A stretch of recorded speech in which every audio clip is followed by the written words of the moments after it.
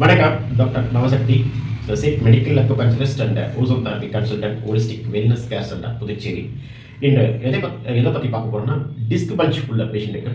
So ஒவ்வொருத்தருக்கும் ஒவ்வொரு variation இருக்குது. ஸோ ரிசல்ட் வருவதும் அதே போல தான். எப்படி டாக்டர், ஒரு சில பேஷண்ட்டுக்கு வந்து 10 டேஸில் குறையுது, 21 டேஸில் குறையுது, 2 மந்த் 3 மந்த் எடுத்துக்குது. வீடியோ போடும்போது ஒரு சில பேஷண்ட் சொல்கிற போது 21 டேஸே எனக்கு கம்ப்ளீட்டாகவே குணமாயிடுச்சு டாக்டர், பட் நான் இவ்வளோ நாள் எடுத்திருக்கேன், பட் ஸ்டில் பெயின் இருக்குது என்று ஒரு சில பேஷண்ட் கேட்டிருக்காங்க. அதை பற்றி தான் இந்த வீடியோவில் பார்க்க போகிறோம். ஸோ மக்கள் புரிஞ்சிக்க வேண்டியது என்னென்னா, முக்கியமாக ஸோ அக்குபஞ்சர் தேரி படி imbalance of the energy lead to the disease என்று சொல்லுவோம். உயிராற்றல் ஏற்றத்தாழ்வுகள் இருக்கும்போது தான் நோய்கள் உண்டாகின்றன. அப்போ அந்த உயிராற்றல் சரியாக இருக்கும்போது நோய்கள் வருவதில்லை.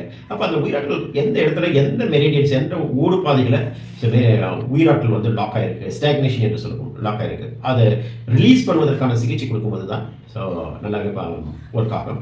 ஸோ அதை பேஸ் பண்ணி தான் அக்குபஞ்சர் சிகிச்சையில் வந்து டிஸ்க் பல்ஜ், டிஸ்க் புல்லாப்ஸ், செரிக்கல் ஸ்பாண்டலைசிஸ் இருக்கக்கூடிய பேஷண்ட்டுக்கு வந்து கொடுக்குறோம்.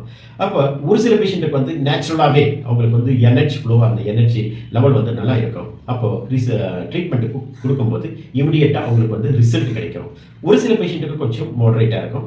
அண்ட் எனர்ஜி லெவல் குறைவாக இருக்கக்கூடிய பேஷண்ட்டுக்கு வந்து ஸ்டாக்னேஷன் ஆஃப் தி பிளட் என்று சொல்லுவோம். அதனுடைய ஓடு பாதையினுடைய உயிராற்றல் குறையும் போது எனர்ஜி லெவல் குறையும். அப்போ அவங்களுக்கு வந்து ஸோ ரிசல்ட் வருவதற்கு வந்து டைம் எடுத்துக்குது. ஸோ ஒரு சில பேஷண்ட்டுக்கு 3 மந்த் கூட ஆகுது டிஸ்க் பல்ஜி.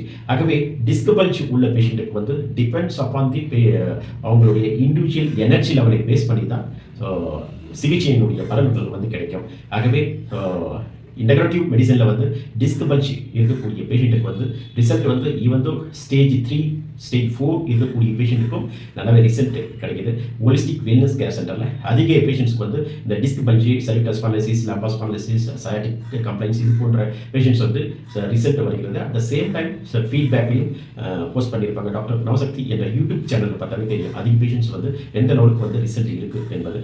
ஸோ இது ஒரு அவேர்னஸ்க்காக தான், மக்களுடைய அவேர்னஸ்க்காக தான். நன்றி, வணக்கம்.